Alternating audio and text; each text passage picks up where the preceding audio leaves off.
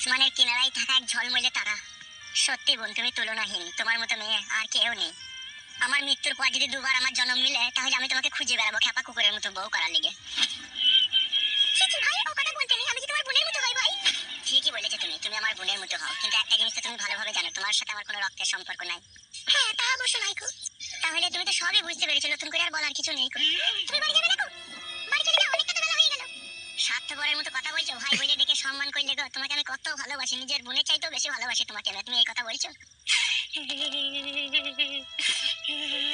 আজকে আমার বাড়ি ঘর থাকতেও নাই গো।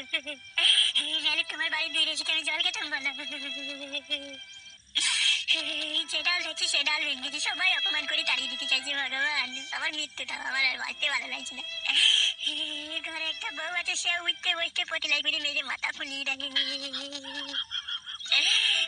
আমার নতুন করে একটা বোনের সন্ধান পেলাম, মনে করলাম এখানে এসে একটু আশ্রয় পাবো, কিন্তু পর করে তাড়িয়ে দিতে চেয়েছি না। আর বাঁচবো না আমি, এবার যে টেনে গলা দেবো, আমি আর বাঁচবই না। ভালো থেকো বোন, ভালো থেকো। আমি চলে গেছি, যদি আমার মৃত্যুর খবর পাও তাহলে একবার মরা মুখটা দেখে এসো।